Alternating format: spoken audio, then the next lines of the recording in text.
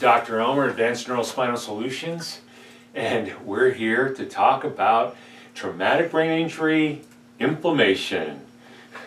Now, we've dealt with pieces of this. I want to tie it together. Why is inflammation such a problem? Well, inflammation gets a bad rap. It's a vital, important process that heals us.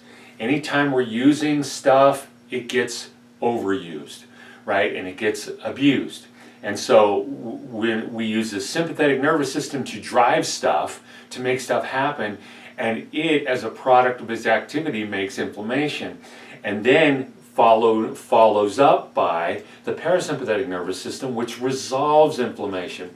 That's the normal pattern that should be happening throughout our bodies when we use stuff, and then as we recover it, and as we make it a little better for the next time. That's basic life and basic health, and it's the ebbs and tides of the parasympathetic sympathetic nervous system.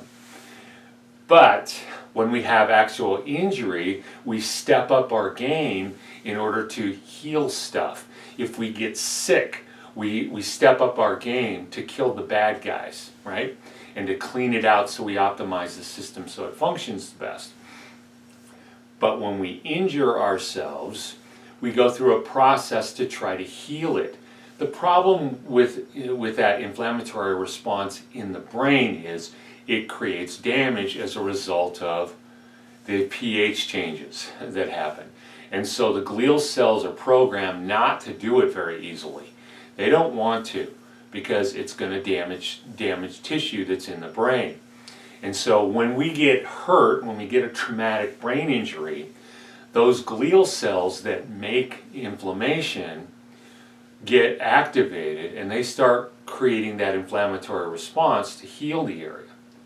But they're also doing damage by doing it. And so getting that inflammation stopped, tailored way back so that it's only healing the stuff that needs to be healed, why does it overdo it? That's a good question. It overdoes it because it always overdoes it. It overdoes it because it's trying to deal with the worst thing that could happen, and that be a bacteriological or a viral infection, right?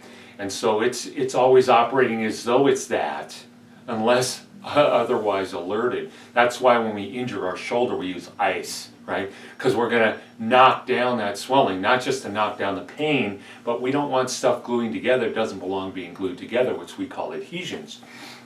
Well, same thing in the brain. It's always doing the highest order of inflammation, to do the healing process and we want to tailor it back so it's only healing the damaged areas, and it's not damaging other areas that are around it.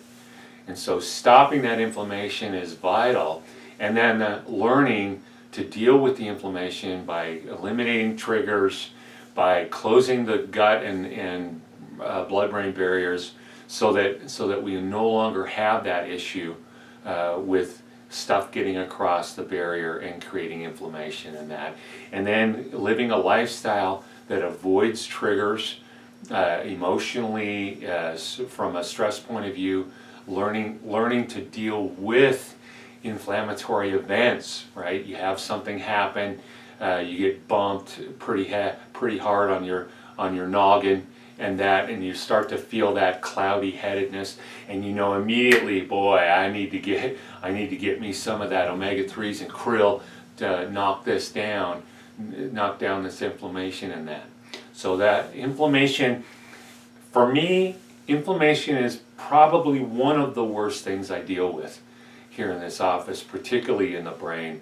I mean, otherwise, global inflammatory process, which we call autoimmune disorders and that. But yeah, inflammation is one of the worst things. So, let me put it this way. Inflammation gone awry is the worst thing. So, if you have any other questions, please let us know. I love to do more videos for you on relevant subjects. And remember, we're here when you're ready to take your life back.